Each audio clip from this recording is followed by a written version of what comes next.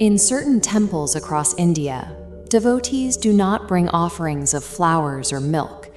Instead, they bring bottles of alcohol, black threads, and mustard oil. They pour the liquor directly over a stone idol, a fierce deity with protruding teeth, garlanded in skulls. This is Kaal Bhairav. In the ancient city of Varanasi, he is recognized as the Kotwal of Kashi, the supreme police chief. Tradition dictates that no mortal and no god can enter or leave this city without his explicit permission. Modern spiritual culture usually conditions us to expect divine beings to be comforting and radiant. We look for figures that project peace and light. Yet here is one of the most revered forms of Shiva, designed specifically to look like a nightmare. It forces a question: why would a spiritual tradition present its highest reality as something we instinctively want to avoid? As humans, our default biological instinct is avoidance. We run away from things that frighten us. We repress our darkest thoughts, and we spend vast amounts of energy denying the physical realities of aging and death. All of this continuous avoidance has a psychological cost. It traps us in an anxious state. We lose our balance with reality because we are constantly looking over our shoulder, waiting for the inevitable to catch up. The philosophy of Bhairav asks a difficult question. What if you stop running toward the light and instead turn around and stare directly into the dark? To achieve stability, a person needs a framework to process their own shadow.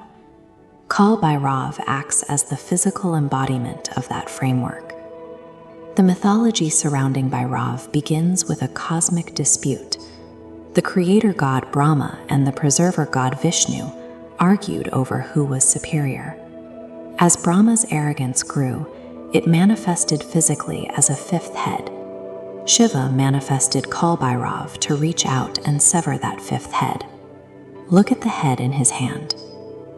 This head is the seat of the I, the psyche claiming superiority.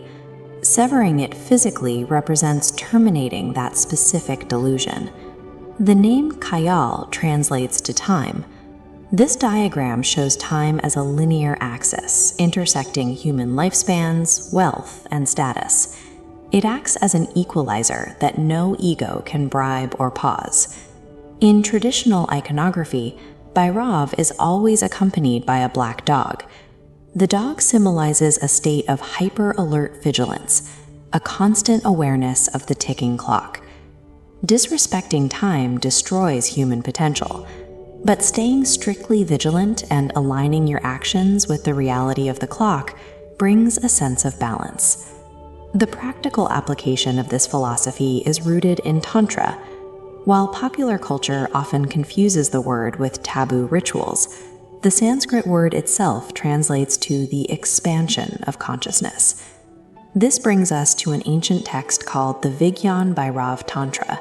In it, Shiva provides exactly 112 specific meditation techniques to his consort, Parvati.